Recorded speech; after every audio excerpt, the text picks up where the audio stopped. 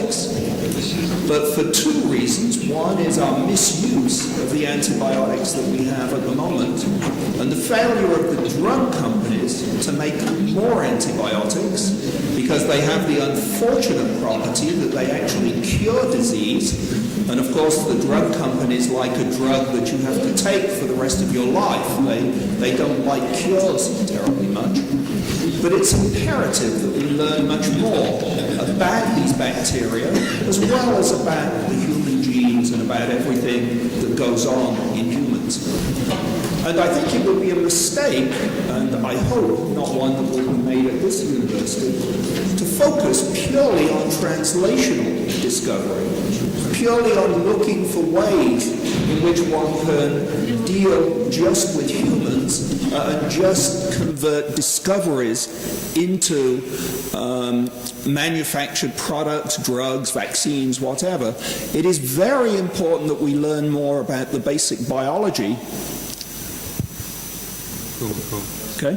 Very important that we learn more about the basic biology, both of humans and of the bacteria that live with them, because as we gain more knowledge, so we can come and become much better at designing drugs and designing compounds that can be of help.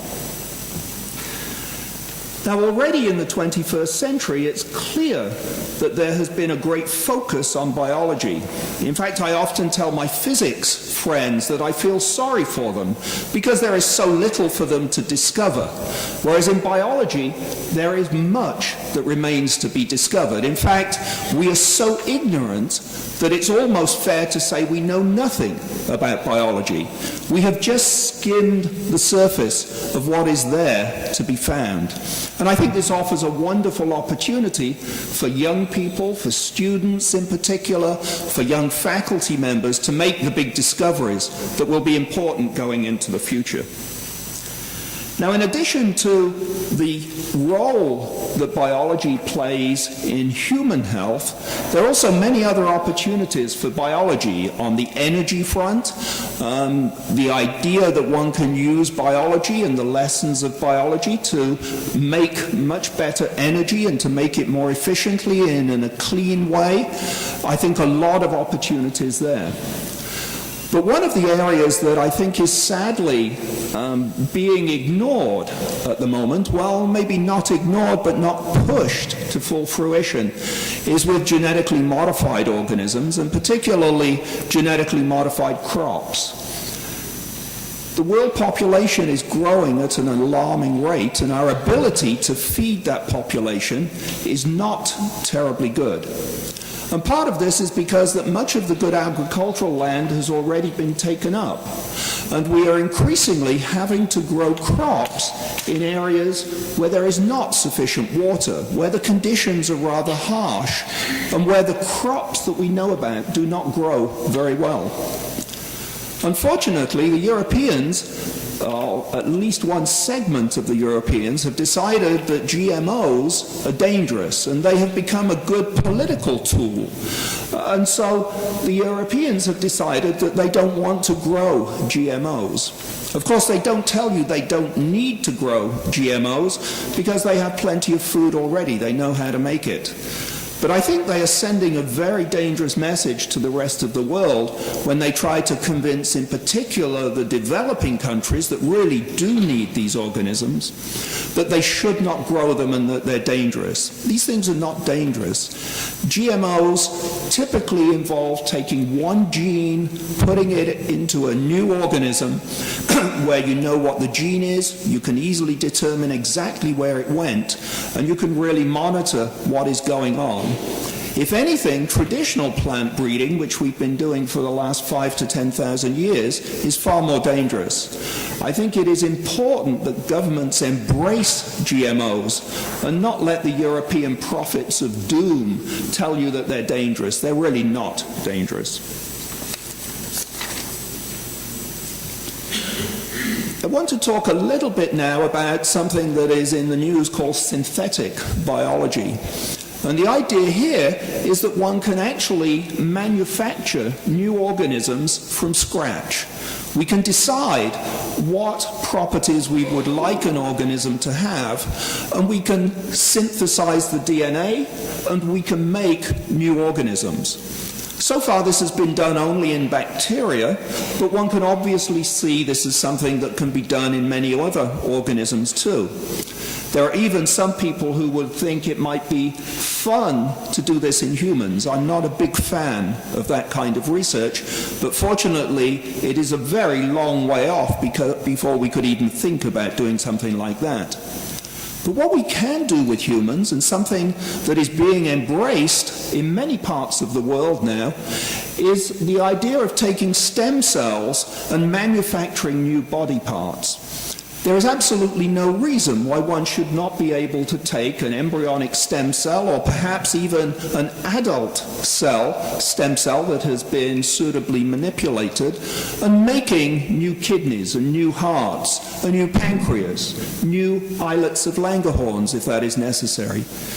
This is something that we are learning how to do. We don't yet know fully how to do it, but there are wonderful opportunities for discovery here, and this is an area where I think students in particular should look into the future and dream about the things that they might be able to do. I think there is no doubt that we will be able to manufacture new body parts at some point in the future, and maybe before I die, and perhaps these will even be of help to me and to other people. But it's a tremendously exciting area, and it's one where just trying to learn what normally happens during development, that is to do very basic research, is going to be very useful. So I would like to close by saying that you should really look around, read the literature, find out what is going on in science around the world, and find ways in which the young researchers in Kazakhstan can really make a difference and find some fun, interesting, and useful things to do. The future of biology is in the hands of the young. It's not in my hands, and it's not in the hands of most of the old people who teach you. It is very much in your hands, and don't let other people tell you that that is not so. Thank you.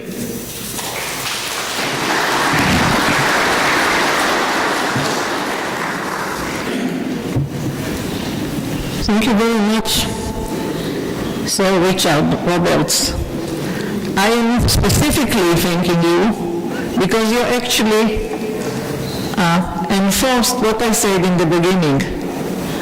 You added much more, but antibiotics are really, really important, and the companies, from reasons just said, are not doing enough.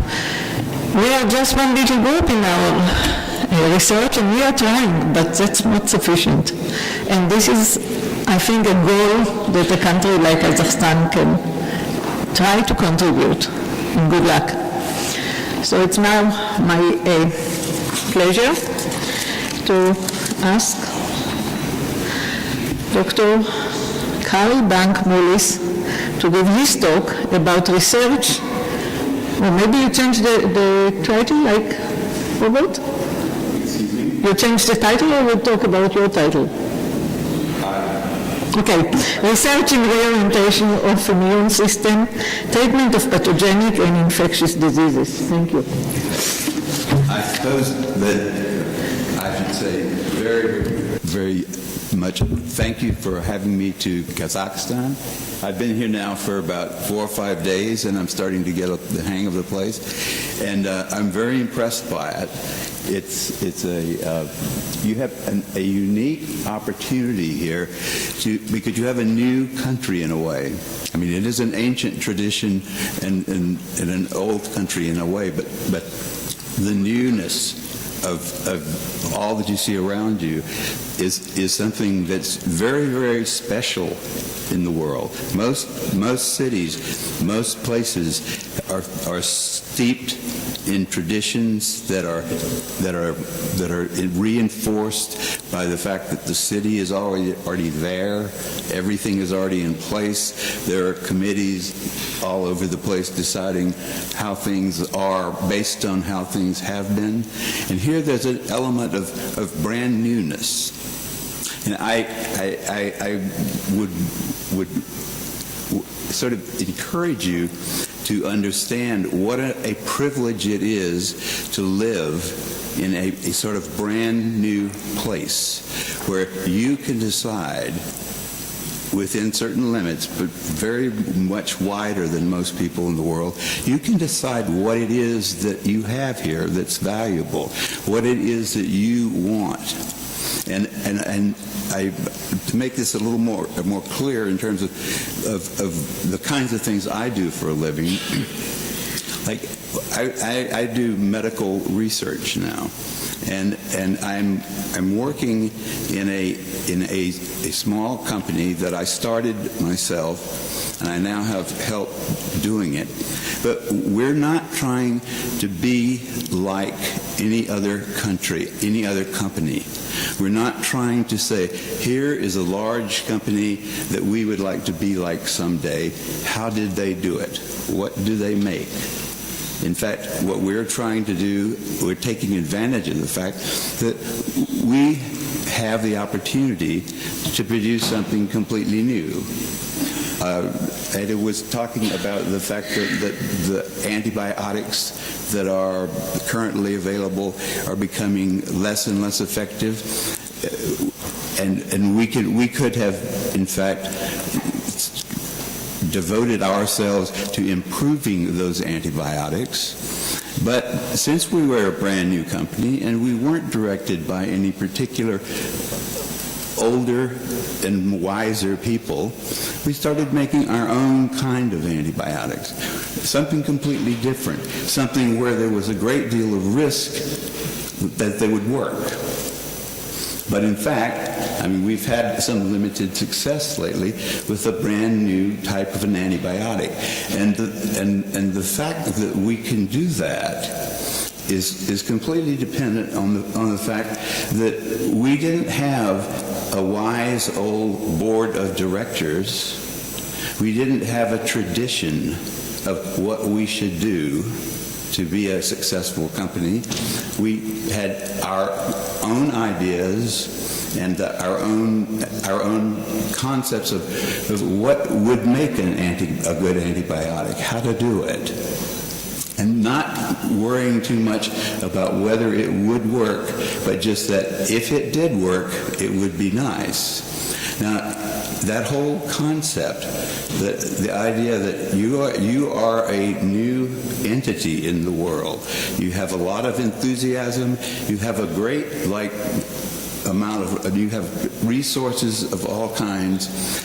The one thing that you could easily fall into, I believe, and I can see it around, trying to be like the other countries that are successful in the world. You have an opportunity to be different, to think. You have a very forward-thinking government